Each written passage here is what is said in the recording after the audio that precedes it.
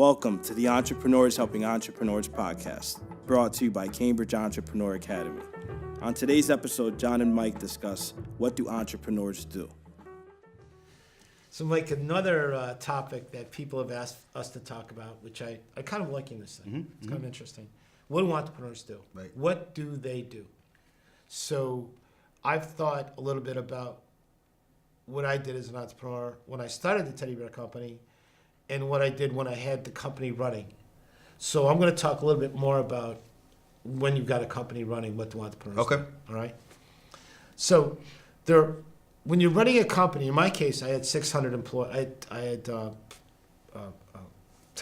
temporary employees, I had home workers, and I had full-time. I had people in my factory. So I had about 300 people that were people that I would write a paycheck for all the time. The home workers I'd write paychecks for, but they were at home working. And the temporary people, I'd write a check to the temporary people who brought the temporary people in during the holidays of the year. So I was running kind of like a large thing, which I was not completely prepared for. But as I got better and better at doing my job, I learned that these are the most important things that you could do when you are an entrepreneur and you're running a successful business. One, good communication. I found that the better I communicated with everyone, now that's my stockholders, my board of directors, my management team, the company, employees, and the customers, and the community that I lived in, and my family. The better communication I had with all of those things, the better job I did. Right. So I made it. I worked specifically on very specific thing with each one of those groups. Like the board, it was, what's the plan for the year? Am I staying on track with the board? This is what we're doing. With the employees, it was, this is where you fit on the financial statement. This is what you guys do. This is the department you're in. So this is kind of where you guys are. Want to get paid more money? Let's work on this particular area of it. So good communication was really important to me. So I worked really hard at it. And interestingly enough, the best good communication advice I ever got was to learn to listen.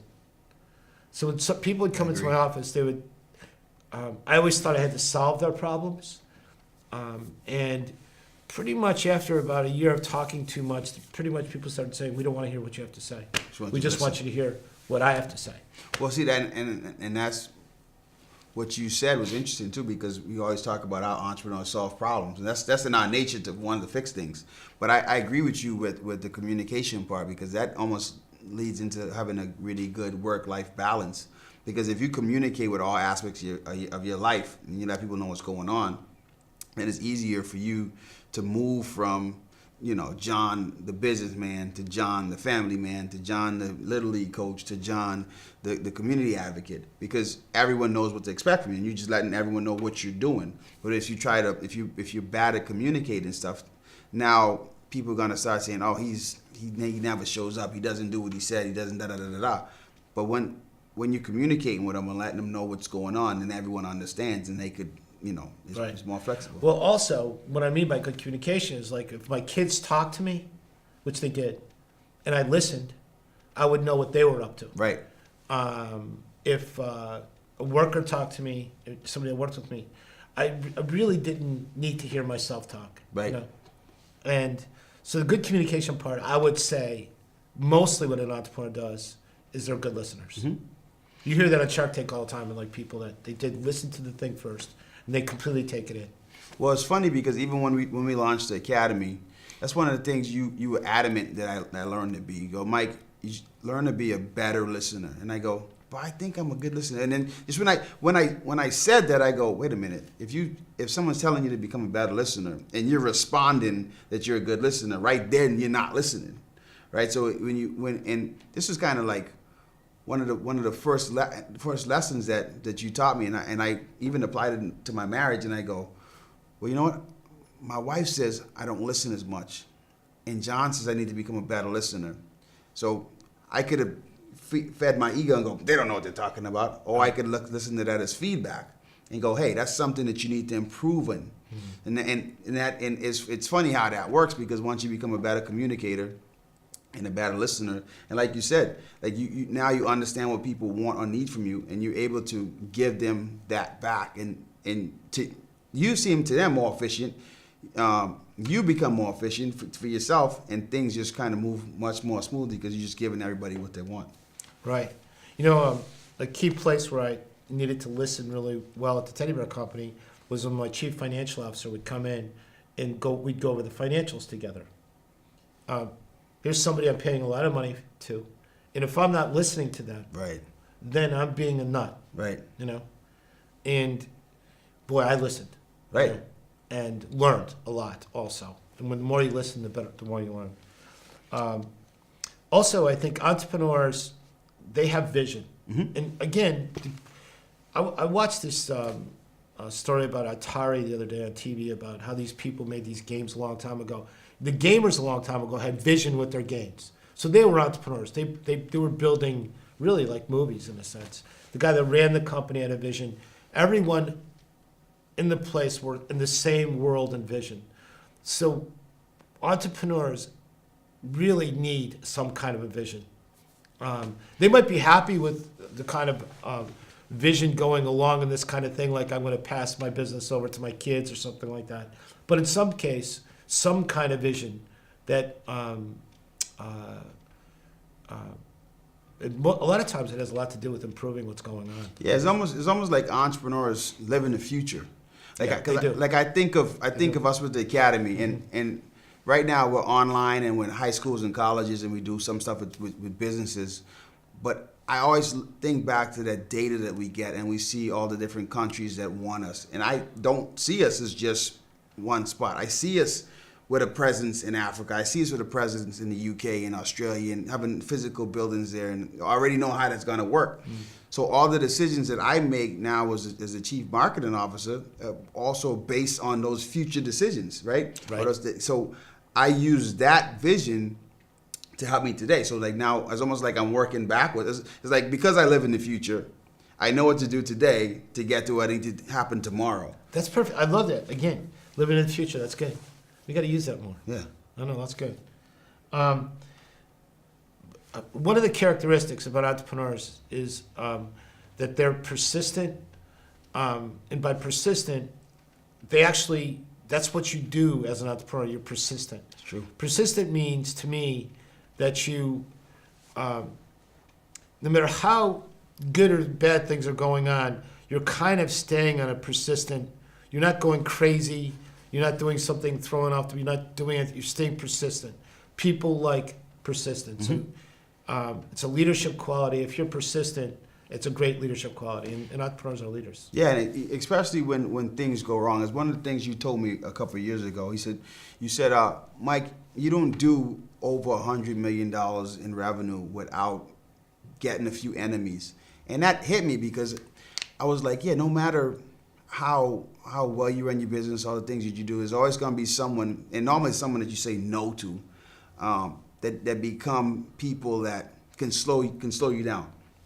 When you're persistent in that scenario, you deal with the negative that comes at you, because that comes, but you don't even hear it because you're so focused on where you're going, you don't have time to stop to hear the naysayers or the haters, as people call them, or you don't have time to focus on what's not going right because you're in persistent pursuit of your vision.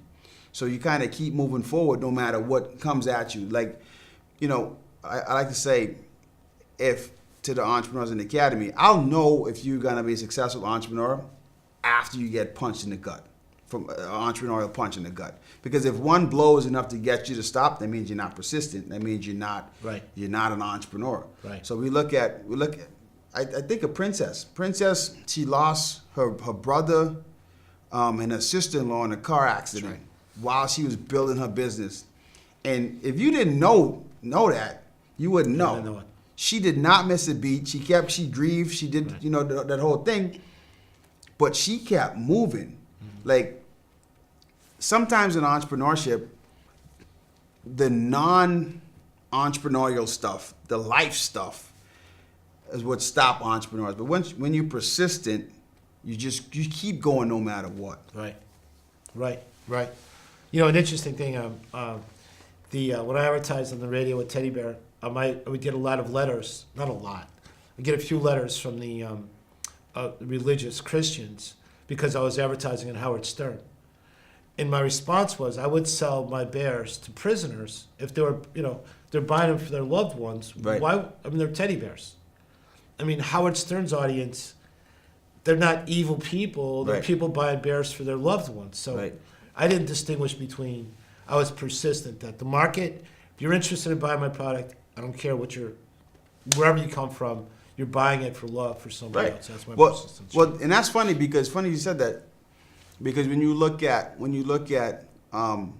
of the biggest marketing messages that you were always promoting was send love, and everyone loves someone, you know what I mean? And that kind of goes back to understanding your market and where to spend your advertising dollars. And that's why, for me, in the academy, that's one of my favorite things to do with the members is helping them get that right. Because Right. if you get persistent with your message. right, Yeah, you can and be, the right message, You can be persistent with your employees. In my case, I always had a rule: first one in, last one out. Mm-hmm.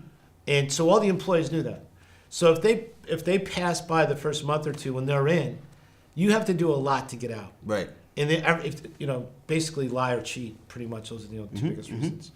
So you stay persistent in your employee rules. You stay persistent in your, how you park your car every morning. Whatever you possibly do, persistence is a big thing. Another thing is, what sometimes goes with persistence is execution. Entrepreneurs execute. They, like you were saying before, you think about the future and you execute on how to That's get it. there. Actually, you dream and execute. Mm-hmm. Yeah, I would put execution and dreaming together. Together. I would too. Well, it's funny. On a simple level, my marketing mind is always going. And you helped me with this too in the last 3 years with the academy. You'd be like, Myke, you have all these great ideas. Let's finish it first. So okay, Right. you have like 10 ideas, but we don't want to jump from idea 1, 2, 3, 4. No. Let's execute idea 1, because that's what we say. It's not the idea. It's an execution of the idea. Yeah. So, and this is like a entrepreneurial thing too. Successful entrepreneurs, they're great at executing their ideas. They come up with really brilliant ideas, but they're great at executing them, see them all the way through. Like the TV show The Prophet. That guy Yes. would go into a business, find out, and he'd go, this is what's wrong with it. Right. This is what I'm going to fix. I'm executing it. Yes. And he'd look at 3 of the P's. Yeah, it's just like right on execution. Yeah. And if you do it long enough, you get good at the execution Right. part. Right. Well, that goes back to the 4-point triangle too, like, because you know what's not working because you did it, you've done it so much that you know which piece you need to fix, and then now you can execute your idea by having either you do it, which is the worst way to do it, or having your team do it and you being a part of that team, because now you get way more done. Like I think of our website and Han, I could say to Han, hey Han, we need X, Y, and Z done. And like it almost seems like 22 seconds, it's done. Which would take you and I three or 4 weeks to do. Easily. I know. It's not that we wouldn't do it, but she's so more efficient at it. Like she actually just posted an article. Which it is part of the 4-point triangle. You cannot execute if you're doing everything by yourself. You burn yourself out. There's no way to do it. Yeah. Right, exactly. Yeah, I agree completely. And I was going to talk about the 4-point triangle. What an entrepreneur does, what an entrepreneur should do, what an entrepreneur really needs to not be afraid of is financials. Right. Because if there's any kind of report card of an entrepreneur, what they're doing, it's that right there. So Numbers don't lie. yeah, numbers. Jay-Z said that. Oh, did he? I'm with that. If you are not afraid of financials, they're not that scary. They're really basic math stuff. And true. if you work at improving them, at the Teddy Bear Company, once I got my marketing thing together, I was profitable 2 out of 12 months a year. Mm-hmm. In those 2 months, I made 50% of my income. I remember you telling me that. But the other 10 months, I was not profitable. And I worked after 2 years of making 10 out of 12 months profitable. 2 months I couldn't make profitable. January and March. There was like nothing going on in those 2 months. Right. After Christmas, after Valentine's. Yeah. Yeah. Yeah. Makes sense. It does. May was easy because it was Mother's Day. Right. Well, you know what's funny? Because you when you helped me with my formula for stinky cakes, and I realized how much money I was losing, because I was one of those guys that would run away from the financials. Like, okay, how much is this gonna magically work? And you go, Right. why am I losing money, right? But when I sat down with you and you were like, this percentage should do this percentage should be this percentage should go towards this, and this should equal your profit. And I was like, holy crap! I wish I knew this 2 years ago. Right. But that's what helped me even adjust my prices. Right. Because I didn't realize I was losing money from being priced wrong, and my prices were off. Maybe like $3, $5 in some cases, $10 in some cases, but it wasn't a huge difference. But it was a huge difference. Right. But understanding those numbers, and that's one of the things too with entrepreneurs. Like you gotta be willing to look at yourself and looking at where you at. Right. Exactly. Yeah. I can't underestimate enough that you don't start out looking at financials. No, you don't, because that's not. But once you get it clicking a little bit, you got to jump into financials. It becomes a formula, and the business runs on that formula. Runs on the right. So now you know, and this is a part of the triangle. You're a financial person. Yep, that's the triangle. It's the 4-point triangle formula. Yeah. Once they get that, because now they tell you that once your numbers are right, your financial person can let you know if you're on track or off track, and sometimes it's like simple tweaks to get back on track. Well, in my case, the teddy bear I started selling for, because I was trying to be competitive at the beginning, thinking a bear about this size sells for $40. I mean, the good bears. So I'd sell mine for 40, but really it needed to be sold for 60. Right. Because the box is really cool and everything else about it was really cool. And once I got that price, I was making, my profits were really good. And I wouldn't have got there without the financials. Well, and it's funny though, because even with the Vermont Teddy Bear Company, like I watch a lot of the stuff that people say about it online, and you never really find people complaining about it, which is like is a rare thing when it comes to like a big company like that.